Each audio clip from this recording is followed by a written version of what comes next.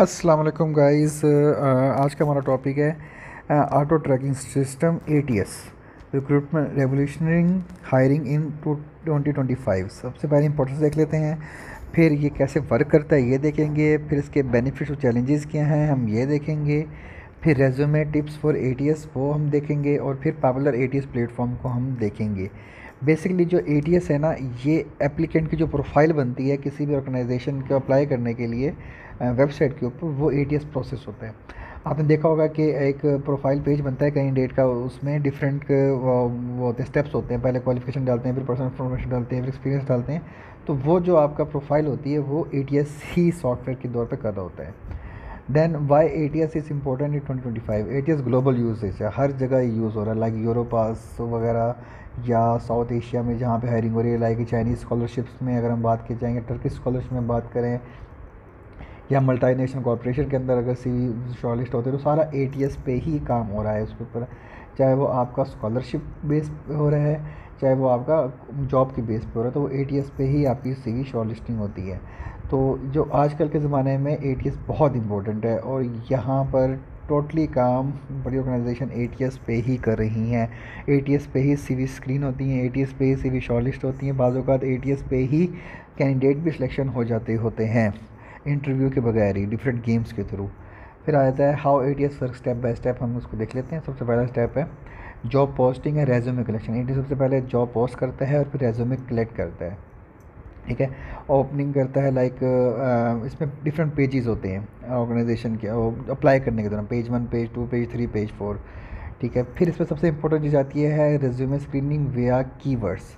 जो कीवर्ड्स होते हैं ना, जो हमारी जेडी के अंदर हमने डाले होते हैं, वो कीवर्ड्स के तौर पे शॉर्टलिस्ट करता है इंटरव्यू के फाइनल सिलेक्शन के लिए, ठीक है। अब वो कीवर्ड्स क्या हो सकते हैं? फॉर एग्जांपल एचआर की जॉब है तो उसमें रिक्रूटमेंट की हमारे पास सेक्शन है, तो रिक्रूटमेंट की अगर उसकी सीवी के अंदर कीवर्ड लिखा हुआ होगा तो एटीएस उसको पहले साइड पे कर लेगा।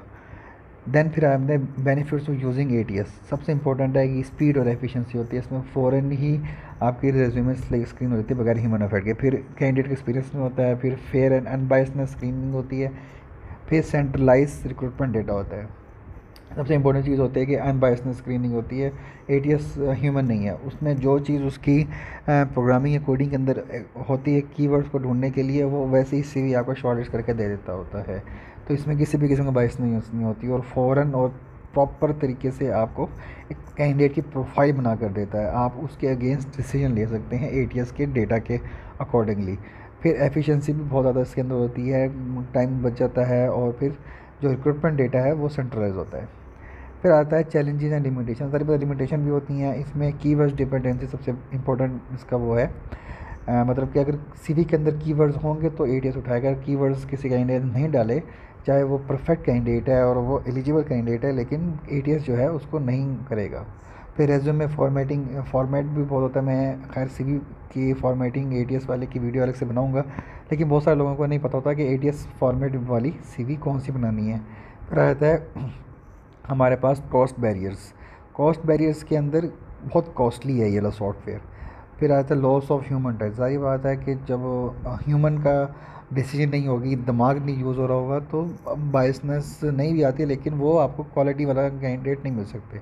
Tips to optimise resume for ATS. मैं आपको एक अलग से वीडियो डेडिकेटेड भी बनाऊंगा कि कैसे एटीएस सीवी बनानी होती है फॉर्मेट के अकॉर्डिंगली, लेकिन यहाँ पर थोड़ा सा ब्रीफली बता देता हूँ। सबसे पहले आपने यूज़ करने होते हैं एटीएस के फॉर्मेट के मुताबिक टेबल्स एंड ग्राफ्स, जो ग्राफिक्स होते हैं। फिर आता है clear section headings, like education experience clear होनी चाहिए, वो बताऊंगा मैं आपको अगली वीडियो में। फिर include job related keywords strategically. Keywords बहुत इंपॉर्टेंट होते हैं, कीवर्ड्स कैसे डालने हैं, कौन सी जॉब में या कौन सी सीवी में कीवर्ड्स कौन से हो सकते हैं, तो वो भी मैं आपको वन बाय वन करके बताऊंगा। फिर avoid fancy fonts and image. तो इसके अंदर फैंसी फॉन्ट्स और डिफरेंट फॉन्ट्स और इमेजेस ज़्यादा वाली नहीं डालनी होती। फिर आता है पॉपुलर एटीएस प्लेटफॉर्म इन 2025। सबसे इम्पॉर्टेंट है इसमें टेलियो, जो कि बहुत ज़्यादा यूज़ हो रहा है आजकल एटीएस का। फिर वर्क डे जो है, ये वाला सॉफ्टवेयर बहुत इंपॉर्टेंट हो रहा है, लाइक एचआर की जो रिक्रूटमेंट होती है सारी इसके ऊपर ही हो रही है। फिर ग्रीन हाउस सॉफ्टवेयर है, ये बहुत इंपॉर्टेंट है, और बहुत सारी ऑर्गेनाइजेशन में लाइक सीसीआई वगैरह या जो स्कॉलरशिप ऑर्गेनाइजेशंस होती हैं ये वो यूज़ कर रही हैं। फिर आता है आपका bamboo HR and Zoho recruit. ये भी आपका ATS सॉफ्टवेयर है। ये भी बहुत सारी जो स्कॉलरशिप वाली जो यूनिवर्सिटीज़ होती हैं वो इसको यूज़ कर रही होती हैं। तो ये डिफरेंट सॉफ्टवेयर्स हैं, लेकिन ज़ाहिर बात है ये बहुत कॉस्टली भी होते हैं, तो ऑर्गेनाइजेशन अपने बिहाफ पे ही इसको वो सारा प्रोसेस करती है इसका। Thank you so much.